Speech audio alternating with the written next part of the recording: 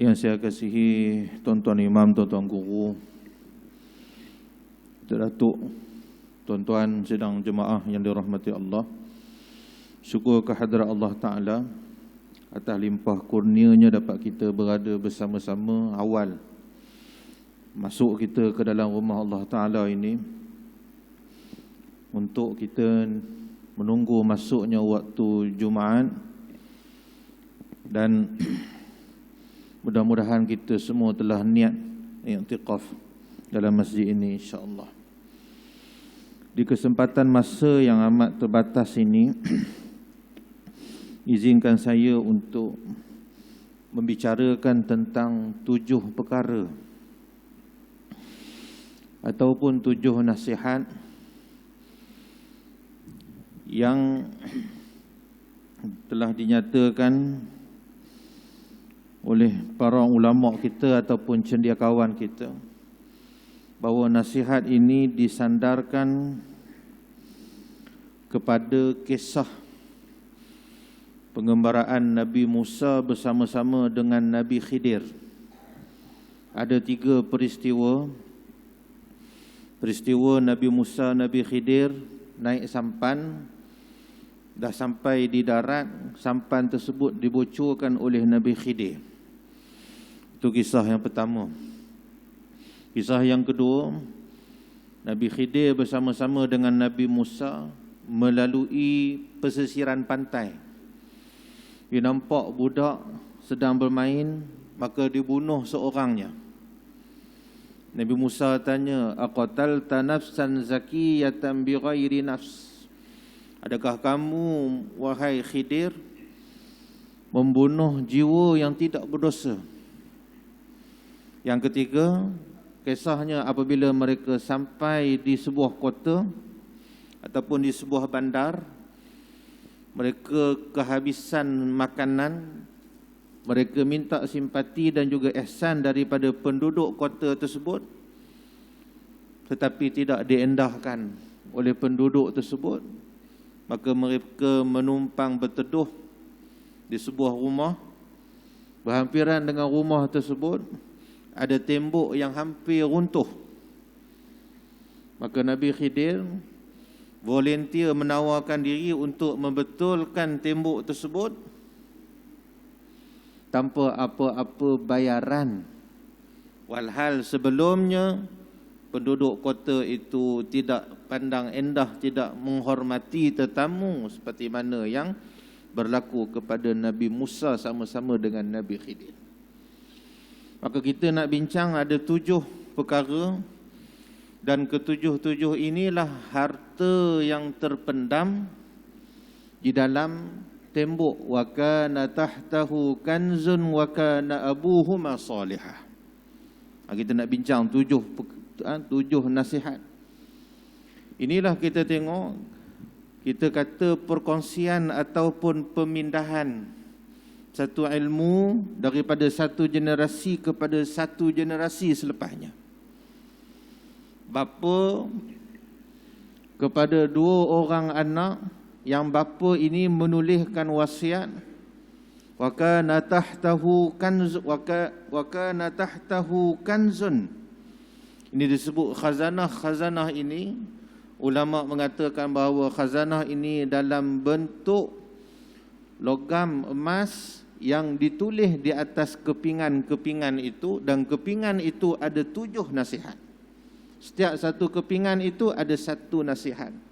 Maknanya ada 7 keping. Ada kata ulama kata 1 keping sahaja tapi ditulis dengan 7 nasihat. Maka kita cuba untuk lihat apakah ke-7 nasihat si ayah kepada anaknya. Bila sampai waktu umur anak tersebut, maka anak tersebut akan mengambil khazanah tersebut di dalam tembok yang telah, tembok itulah ditanamnya khazanah oleh si ayah sebagai satu bekalan, sebagai satu panduan, sebagai satu nasihat kepada anak-anaknya.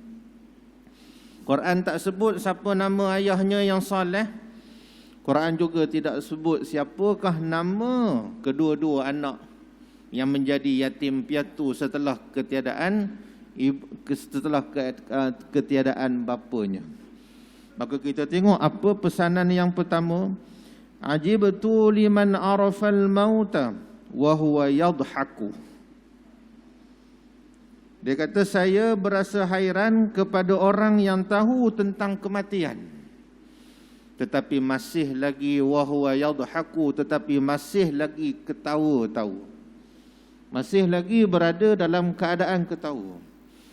Kita tengok di sekeliling kita, berapa ramai, berapa banyak jiwa, nyawa ya, yang habis, yang dimatikan oleh Allah Subhanahu Wa Taala kerana semata-mata virus. Belum lagi penyakit yang lain, penyakit jantung, penyakit kencing manis, penyakit buah pinggang dan sebagainya. Ada juga kes bunuh diri kerana tak tahan dengan kesempitan hidup. Ada bisnes sebab Covid, bisnes lingkup, bankrupt. Ada bisnes tak mampu nak bayar sewa, tak mampu nak bayar kilang, tak mampu nak bayar sewa tanah dan sebagainya. Ya, ambil jalan pintas dengan cara membunuh diri. Ini ajibtu liman arafal mauta. Aku berasa hairan, aku berasa takjub dengan orang yang mengetahui tentang adanya kematian. Kita tahu kematian itu ada di sekeliling kita. Sampai waktunya ibu ayah kita Allah Ta'ala jemput.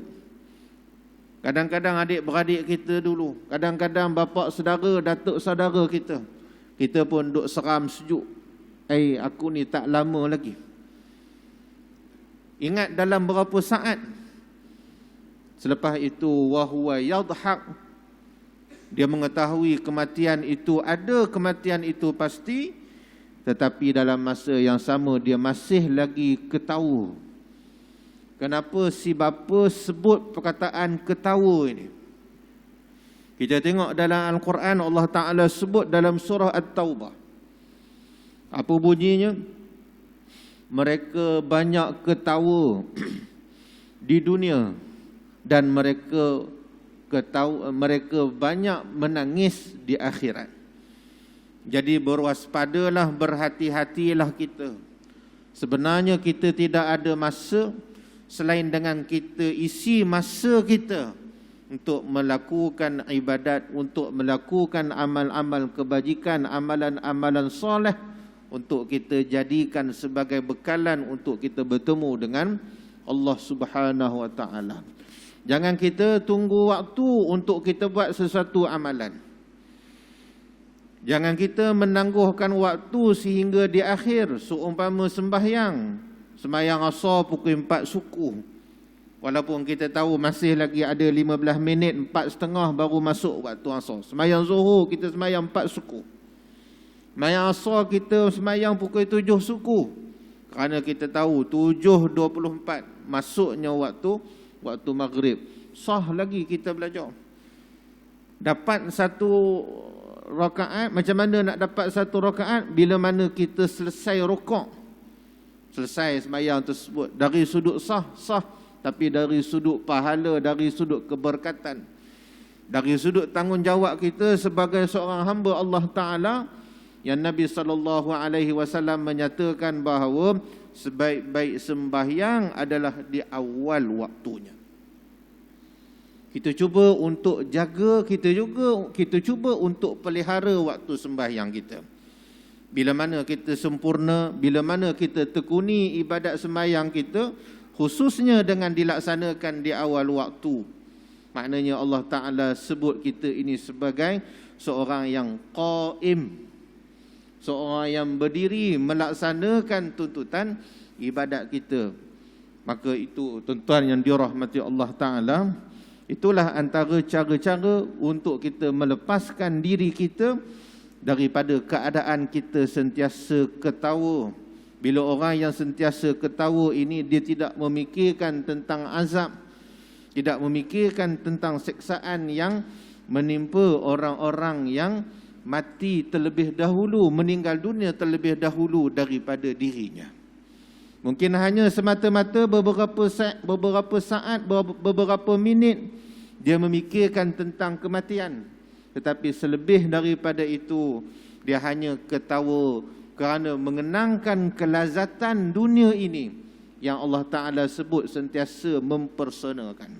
Baiklah tuan-tuan yang dirahmati Allah Ta'ala, itu pesanan yang pertama. Aku berasa hairan dengan orang yang mengetahui tentang adanya kematian tetapi masih lagi sempat untuk kita ketawa. Yang kedua, nasihat si ayah yang soleh kepada kedua-dua anaknya. Ajibtu liman arafa ad-dunya faniyah wa huwa yarghabu fiha. Aku berasa takjub, aku berasa hairan dengan orang yang mengetahui bahawa dunia ini akan fana. Dunia ini akan musnah. Wa huwa yarghabu fiha. Tetapi mereka masih lagi mengejar tentang dunia. Masih lagi mengejar tentang dunia. Kita tengok dalam surah Ar-Rahman, Allah Ta'ala sebut, kullu man 'alaiha fan wa yabqa wajhu rabbika dzul jalali wal ikram. Kullu man, setiap sesuatu, setiap sesiapa, setiap sesuatu fan, Allah Ta'ala sebut akan musnah. Apa yang kita ada, apa yang ada di sisi kita, apa yang ada di sekeliling kita, apa yang kepunyaan kita akan musnah. Kita beli rice cooker, berapa lama tahan? 3 tahun, 5 tahun. Lepas daripada itu, dia pun rosak. Kita hantar repair, kita pergi hantar servis. Beli mahal, beribu. 500 pun ada rice cooker, 300 pun ada, puluh-puluh pun ada. Kita beli, pakai 2-3 tahun, rosak, hantar repair, barang tak sampai, spare part tak ada. Kita beli pula yang baru.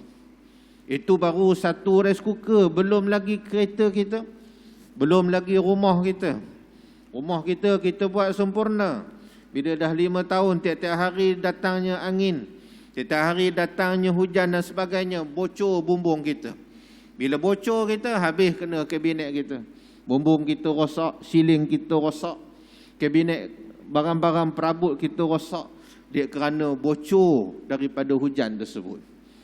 Dah fan, hilang daripada diri kita. Kita tukar perabot yang baru, kita tukar siling yang baru dan sebagainya. Jadi inilah realiti hakikat kepada dunia. Kita masih lagi mengejar, kita masih lagi berkeinginan untuk memiliki harta dunia yang Allah Ta'ala sebut dalam surah Ar-Rahman, setiap sesuatu itu dia akan musnah. Samalah pesanan yang dinasihatkan oleh ayah yang soleh kepada kedua-dua anaknya. Ajibtu liman arafad dunya faniyah. Dia tahu, manusia tahu bahawa dunia ini akan musnah, tetapi kita masih lagi mengejar, masih lagi mencari-cari habuan di dunia. Tak ada masalah. Allah Ta'ala sebut dalam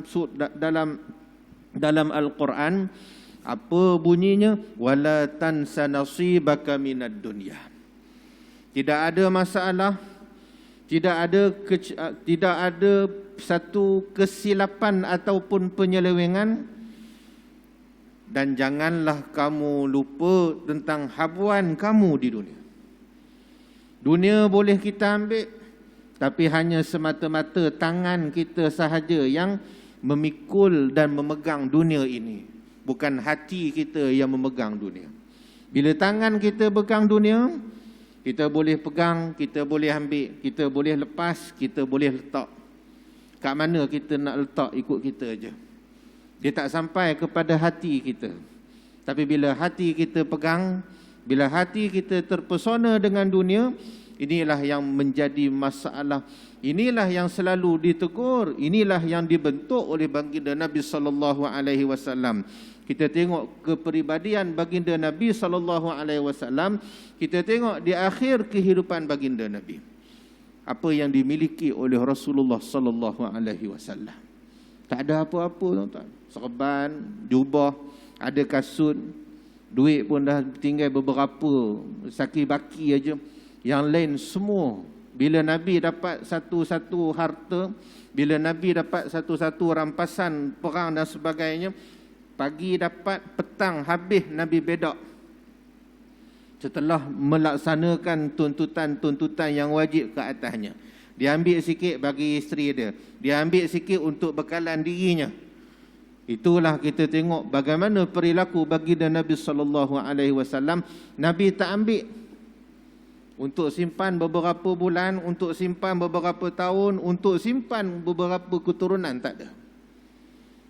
Tuan-tuan yang dirahmati Allah Ta'ala, kita tengok sifat Nabi, bagaimana Nabi ambil dunia hanya semata-mata untuk keperluan. Jadilah kita seorang manusia yang qanaah dan juga wara'. Qanaah ni maknanya apa? Qanaah ni maknanya kita berpada dengan apa yang ada. Wara' ni maknanya apa? Wara' ni maknanya kita tidak wara' ni maknanya apa? Diri kita, hati kita sentiasa memikirkan tentang hari akhirat dan meminggirkan hal-hal keduniaan. Ini kita tengok nasihat yang kedua, seorang ayah yang soleh kepada kedua-dua anaknya. Yang ketiga, tuan-tuan yang dirahmati Allah Ta'ala, ajibtu liman arafa annal umur bi aqdarin. Aku berasa hairan, aku berasa takjub dengan orang yang mengetahui bahawa umur itu, setiap perkara itu bi aqdarin, dengan kadar-kadar ketetapannya. Dengan kadar-kadar ketetapannya. Allah Ta'ala sebut dalam surah Ar-Rahman, di awal surah Ar-Rahman, wa aqimul wazna bil qisti wa la tukhsirul mizan wal arda wada'aha lil anam fiha fakihatun wan nakhlu dhatul akmam wal habbu zul asfi war rayhan. Allah Ta'ala jadikan sesuatu itu dengan mizan-mizannya yang tersendiri. Matahari bila terbitnya, bila tenggelamnya. Bulan bila jadi anak bulan, bila jadi bulan purnama, bila pula bulan ini akan surut kemudian hilang. Jadi pula semula bulan yang baru. Hari tiap-tiap hari sama sahaja 24 jam. Dalam seminggu ada 7 hari. Dalam sebulan ada 29 ataupun 30 hari. Dalam setahun ada 365 ataupun dalam kiraan qamariyah berkurang 11 hari, 355 hari. 355 ataupun 356 hari. Jadi itu ketentuan-ketentuan yang Allah Ta'ala tentukan. Tetapi manusia ini, bila mana dia tahu setiap sesuatu itu ada kadar-kadarnya, ketetapannya, maka dia mencari lebih daripada itu. Bila mana Allah Ta'ala nak tarik nyawa kita, waktu kita sekarang, tunggu dulu, baru ada satu kedai, nak ada lagi tambah satu kedai lagi, baru lagi nak lancar. Dah ada satu cawangan, dah ada 2 cawangan, tunggu kejap lagi, jangan tarik lagi, nak ada 3 cawangan.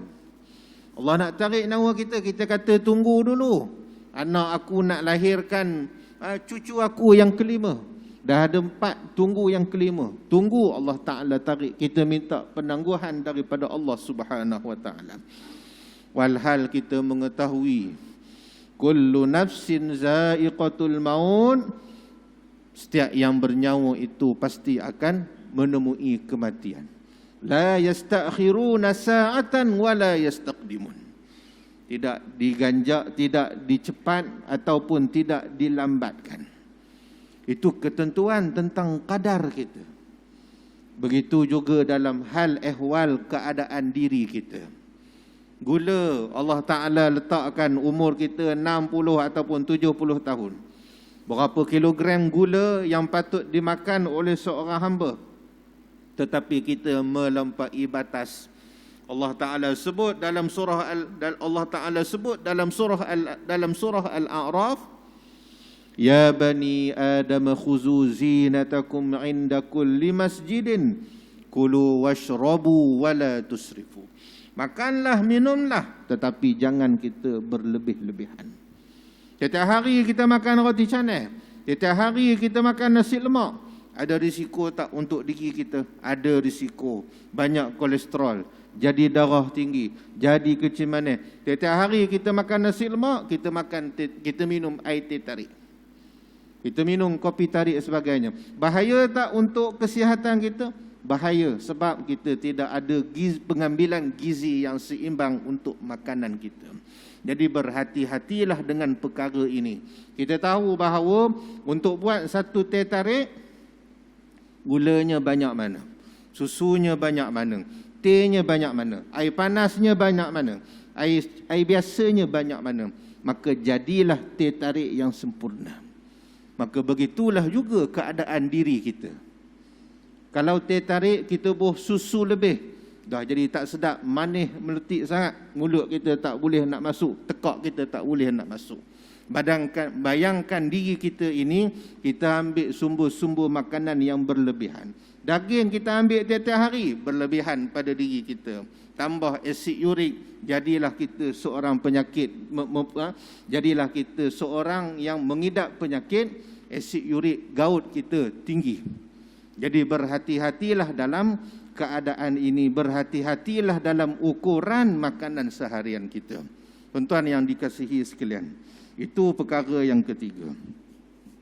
Perkara yang keempat,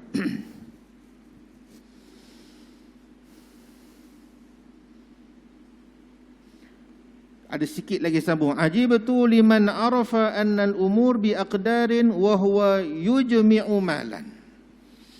Dan dia mengumpulkan hartanya.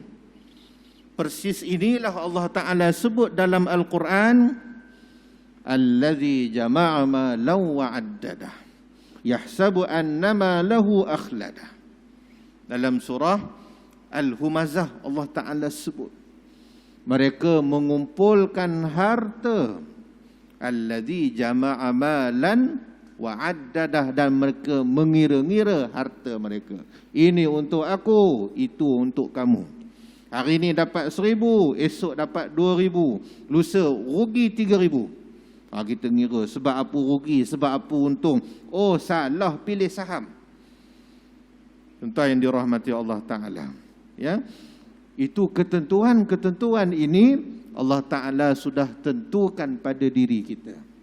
Ada orang yang kehidupannya semata-mata boleh menanggung 1 juta sahaja.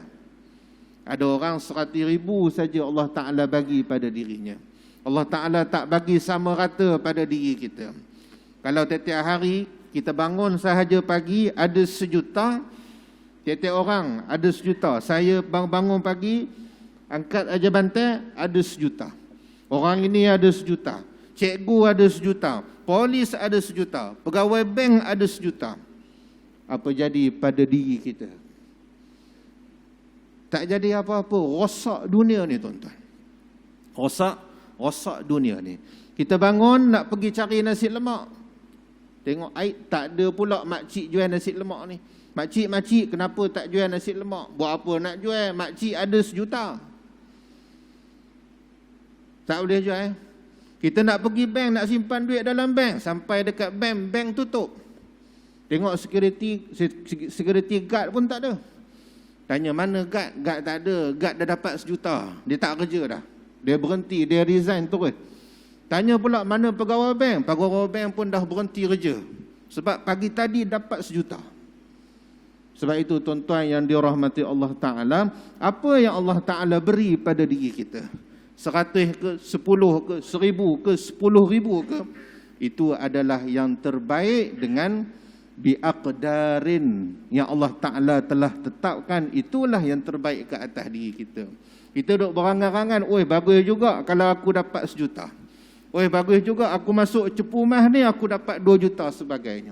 Bayangkan semua orang dapat 1 juta. Habis rosak, musnah dunia ini tuan-tuan. Semua orang tak boleh nak buat apa-apa. Semua orang nak pergi mana tak boleh. Nak naik kereta tak boleh. Pergi kereta, pergi stesen minyak tutup. Sebab token minyak, orang yang kerja minyak, masing-masing dapat 1 juta. Buat apa lagi nak kerja stesen minyak panas-panas. Bebek duduk rumah, tak kena COVID dan sebagainya. Tuan-tuan yang dirahmati Allah Ta'ala, itu perkara yang ketiga. Perkara yang keempat, ajibtu liman arafan nar wa huwa yuznib. Aku berasa hairan dengan orang yang tahu tentang adanya neraka, tetapi masih lagi mereka ini melakukan dosa. Kita tahu ada neraka. Kita tahu Abu Lahab sekarang ini berada di neraka. Kita tahu bahawa dalam kubur itu ada satunya lubang daripada lubang api neraka. Tetapi kenapa masih lagi kita alpa tentang azab seksa yang sangat pedih itu, kita masih lagi melakukan perkara-perkara yang mendatangkan dosa kepada Allah Subhanahu Wa Taala. Sama ada dosa-dosa kecil ataupun dosa-dosa besar. Dosa kecil kita buat selalu. Dosa kecil kita hebahkan dosa-dosa kecil kita. Maka dosa kecil itu akan menjadi dosa-dosa besar. Jadi takutlah kita dengan azab Allah Subhanahu Wa Taala, dengan azab api neraka ini tuan-tuan. Ini perkara yang keempat. Perkara yang keempat, yang kelima.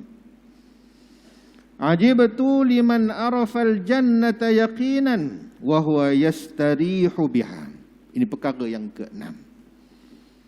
Aku berasa hairan dengan orang yang mengetahui tentang adanya syurga secara yakin. Adanya syurga. Kita tahu syurga itu ada 7 lapis. Ada 7 tingkat. Ada 7 pintu syurga itu. Setiap satu pintu itu 500 km perjalanan. Setiap antara satu pintu ke satu pintu. Kita nak masuk pintu masjid kan, lorong tu, satu pintu. Pintu tu kanan kiri tu tuan-tuan, bukaan pintu tu 500 tahun perjalanan. 500 tahun perjalanan tuan-tuan. Maknanya besar syurga tu.